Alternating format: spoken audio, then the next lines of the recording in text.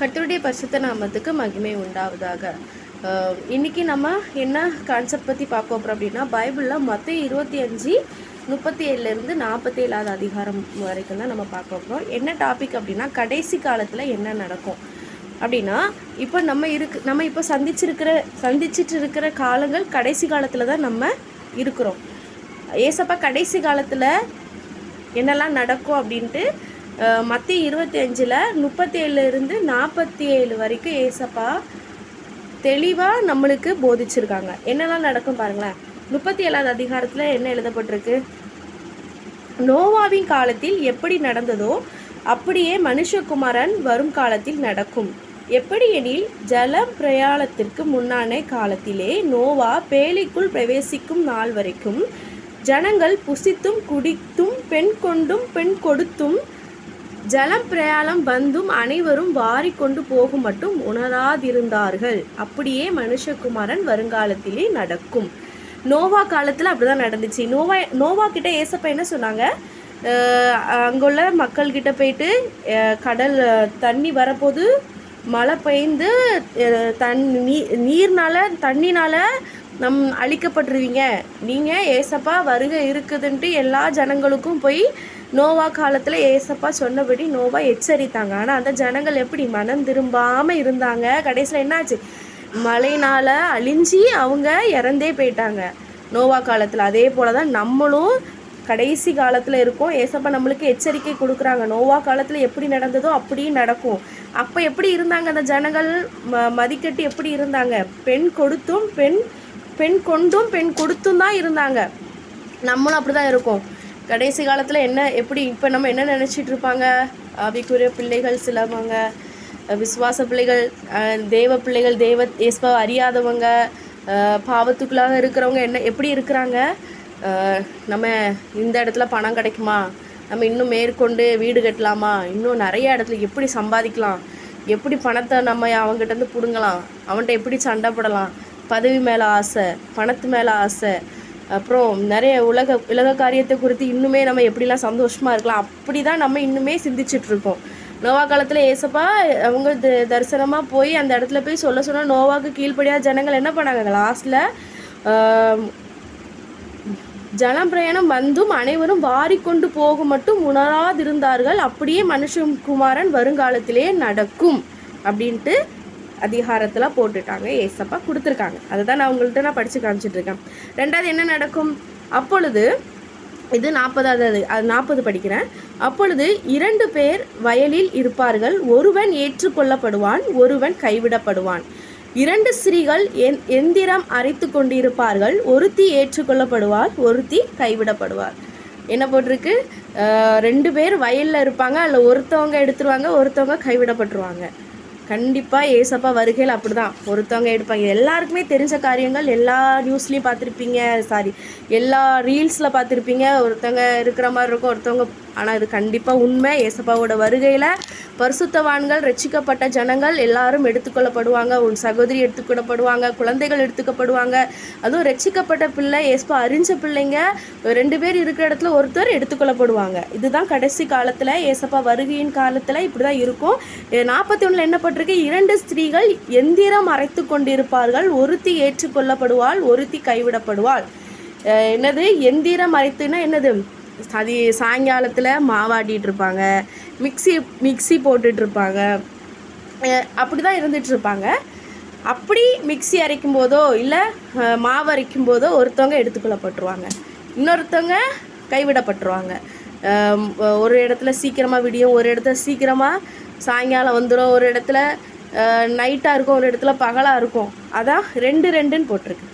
So ஒரு இடத்துல ஒருத்தவங்க எடுத்துக்கொள்ளப்படுவாங்க, ஒருத்தவங்க கைவிடப்படுவாங்க. அதான் நம்ம என்ன பண்ணணும்?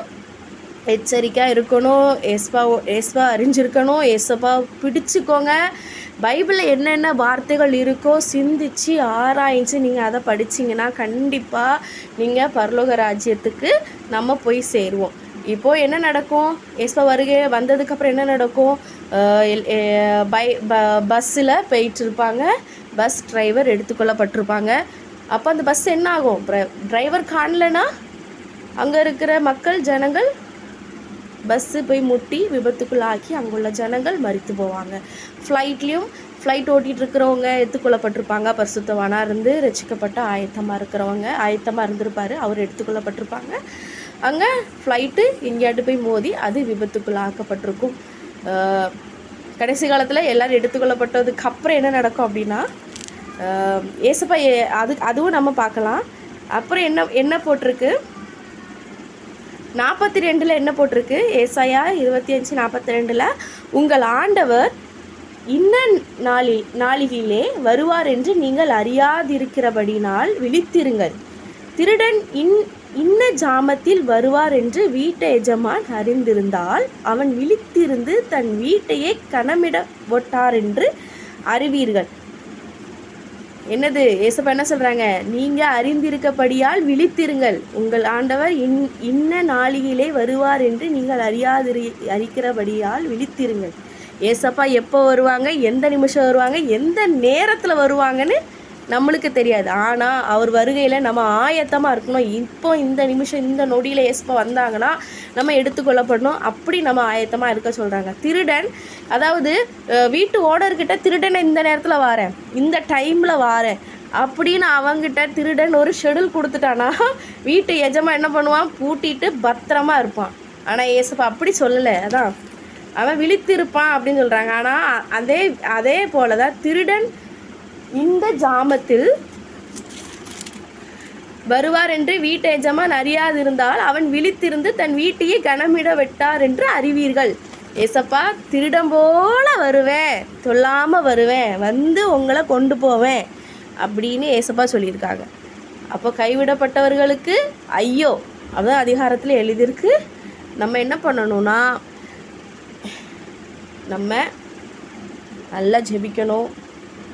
ரட்சிக்கப்படாத பிள்ளைகளுக்காக நம்ம ஜெபிக்கணும். இது கடைசி காலத்தில் இருக்கிறோம். பைபிள் என்ன பட்டிருக்கு, பஞ்சங்கள், போர்கள், யுத்தங்கள், இரத்த சாட்சி, எத்தனையோ அதிகாரங்கள் நம்ம படிச்சிருக்கோம், வசனங்கள் கேட்டிருக்கோம், ஊழியக்காரர்கள் வாயிலேருந்து எத்தனையோ அதிகாரங்கள் கேட்டிருக்கோம். இன்னும் நம்ம மனம் திரும்பாமல் இருந்தோம். இதை கேட்டிருக்க ஜனங்கள் யாராட்டும் மனம் திரும்பல அப்படின்னா கண்டிப்பாக நீங்கள் மனம் திரும்புங்க. கடைசி காலத்தில் இருக்க யுத்தங்கள், பஞ்சங்கள், எல்லாம் கொள்ளை நோய்கள், பைபிளில் போட்டிருக்கு. கொள்ளை நோய்கள் வரும், யுத்தங்கள் வரும், பஞ்சங்கள் வரும்ன்ட்டு போட்டிருக்கு. அதே போல் ஒவ்வொரு நாளும் ஒரு டேட்லேயும் எல்லாம் நடந்து கொண்டு இருக்குது. தெய்வ பிள்ளைகள் யாராக இருந்தாலும், இதை கேட்குற பிள்ளைகள் அண்டு கேட்க போகிற பிள்ளைங்க யாராக இருந்தாலும் தயவு செஞ்சு மனம் திரும்புங்க. ஏசப்பா வருகை அதிசீக்கிரமாக இருக்குது. நம்ம எல்லாரும் பரலோகத்தில் காணப்படணும், நம்ம எல்லாரும் பரலோகத்தில் இருக்கணும்.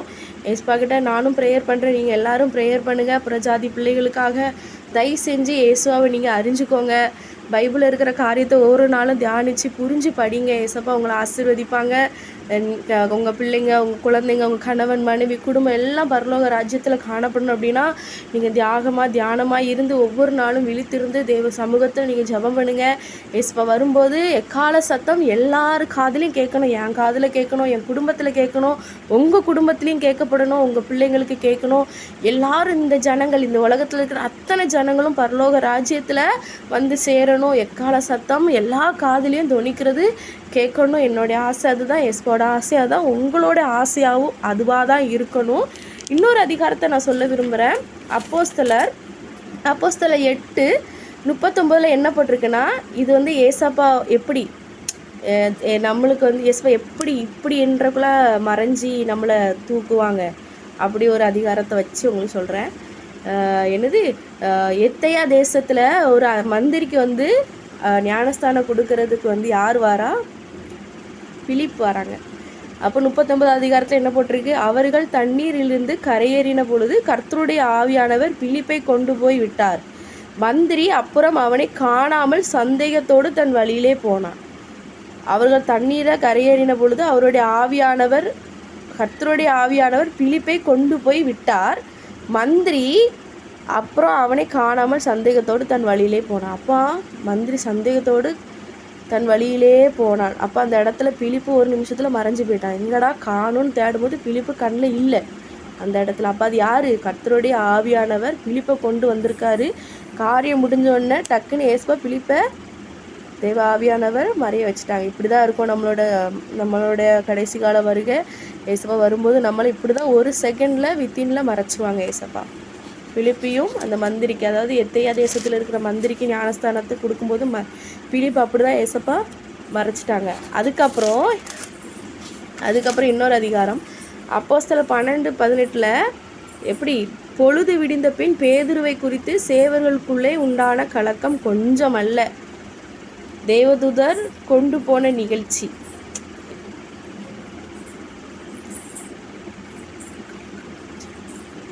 அதாவது எப்படி இருக்குன்னா கலக்கம் கொஞ்சம் இல்லை. கடைசி காலத்தில் நம்ம எல்லாரும் எடுத்துக்கொள்ளப்பட்டதுக்கப்புறம் கைவிடப்பட்டவங்களுக்கு கலக்கம் எப்படிலாம் இருக்கும் அப்படின்னா, அதில் போட்டிருக்கு சேவர்களுக்குள்ளே உண்டான கலக்கம் கொஞ்சம் அல்லன்னு போட்டிருக்கு. அந்த கொஞ்சம் இல்லை அந்த வார்த்தை எவ்வளோ பாதிப்பான வார்த்தை தெரியுமா? ஏசப்பா என்ன சொல்கிறாங்க, கலக்கம் கொஞ்சம் இல்லை, பயங்கரமாக இருந்துச்சு. அந்த வார்த்தைக்கு அர்த்தம் பயங்கரமானது. நல்லா உணர்ந்து பாருங்கள்.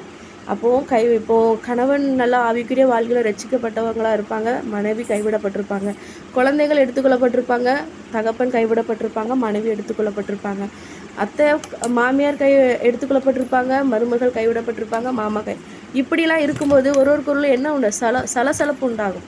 ஐயோ, போலீஸ் ஸ்டேஷனில் போய் நிற்பாங்க, என் குழந்தைய காணும், என் அத்தையை காணும், அம்மாவை காணும், என் கணவன் காணும், மனைவி காணும்னு போலீஸ் ஸ்டேஷனில் கம்ப்ளைண்ட் கொடுப்பாங்க. அப்போ ஒரு காணாமல் போகுது, திணறல் ஆகும். ஐயோ, இத்தனை பேர் இத்தனை காணாமல் போயிட்டாங்க. ஏன்னா சில பக்கத்துலேருந்து ஒருத்தவங்க சொல்லிகிட்டு இருப்பாங்க, ஏஐ தான் வேற்று கிரகத்துக்கு, அதாவது சந்திரனில் போயிட்டு வாழ போயிருக்காங்க, அப்படி எடுத்து கொண்டு போயிருப்பாங்க. அப்படி ஒரு பக்கம் நியூஸ் கிளம்பிட்டு இருக்கோம். இன்னொரு பக்கத்துலேருந்து நிறைய பேர் கம்ப்ளைண்ட் கொடுத்துட்ருப்பாங்க, எங்கள் பாஸ்டரை காணும், எங்கள் ஊழியக்காரரை காணும் அப்படின்ட்டு. லாஸ்ட்டில் எல்லாம் நம்ம மக்கள் தான் நல்ல திறமையான ஆட்களே, சீக்கிரமாக அதையும் பொருத்தி கனெக்ஷன் பண்ணிடுவாங்க. எப்படி நடக்கும் கடைசி காலத்தில்? இப்படிலாம் பேசிகிட்டு இருக்கும்போது முடிவு என்ன வரும்? கிறிஸ்தவர்கள் மட்டும்தான் எடுத்துக்கொள்ளப்பட்டாங்க, கிறிஸ்தவர்கள் மட்டும்தான் ஏசப்பா கிட்ட போயிட்டாங்க, ஓ இது 2ஆம் வருகையாக இருக்குமோ, ஐயோ நான் கைவிடப்பட்டுட்டேனே அப்படின்னு சலசலப்பு ஏற்படும். அந்த நாட்கள் வரும். அதெல்லாம் வர்றதுக்கு முன்பாக நம்ம என்ன பண்ணணும்? எச்சரிக்கையாக இருக்கணும். எப்போவுமே நம்ம விழித்திருக்க வேண்டும் என்று ஏசப்பா சொல்கிறாங்க. அதனால் கடைசி வருகை ஆகிட்டு என் கணவன் ரட்சிக்கப்படணும், என் குழந்தை ரட்சிக்கப்படணும், என் வீட்டில் இருக்க அத்தை மாமா அப்பா அண்ணன் அண்ணி பிள்ளைங்க எல்லாரும் ரட்சிக்கப்படணும். தயவு செய்து நம்ம கடைசி காலத்தில் இருக்கோம். ஒரு நாளைக்கும் எச்சரிப்புக்கான நேரங்கள் வந்துக்கிட்டே இருக்குது. நீங்கள் நியூஸை பாருங்கள். கடைசி காலம் இப்போ கூட சொல்லியிருக்காங்க நியூஸில், 3வது யுத்த மகப்போர் வரப்போகுதுன்னு சொல்லியிருக்காங்க.